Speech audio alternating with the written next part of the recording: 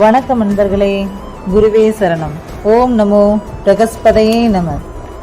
குணமிகு வியாழ குரு பகவானே, மனமுள வாழ்வை மகிழ்வுடன் அருள்வாய். பிரகஸ்பதி வியாழ பரகுரு நேசா, கிரக தோஷமின்றி கடாட்சி தருள்வாய்.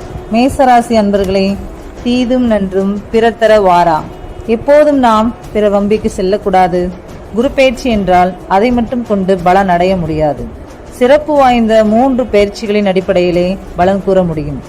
குருவின் 5, 7, 9 பார்வை தங்களுக்கு 8, 10, 12 இடத்தை பார்வையிடுவதால் மறைமுக அதிர்ஷ்டம், தொழில் லாபம், நிம்மதியான உறக்கம் நிச்சயம் உண்டு. சனி பகவானின் பார்வை மேசத்திற்கு 2, 6, 9 இடங்களில் பதிவதால் குடும்பத்தில் வாக்குவாதம் கூடாது. மேலதிகாரிகளிடம் அனுசரணையான போக்கை கடைபிடிக்க வேண்டும்.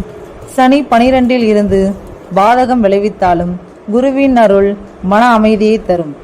நாளில் குரு உச்சம் அடைவதால் அவரவர் வசதிக்கேற்ப 1000 முதல் லட்சம் வரை சொத்து சேர்க்கை உண்டு. தாயார் வழியில் நன்மை உண்டு. அவரின் உடல் நலத்தில் அக்கறை செலுத்த வேண்டும். முயற்சியை என்றும் திருவினையாக்கும். குருவருள் என்பது நம் நல்ல பண்பு, அமைதியான குணம், இவை இருந்தால் மன அமைதி கிட்டும். நன்று. வாழ்க வளமுடன். மீண்டும் இன்னொரு காணொளியில் தங்களை சந்திக்கிறேன். நன்றி.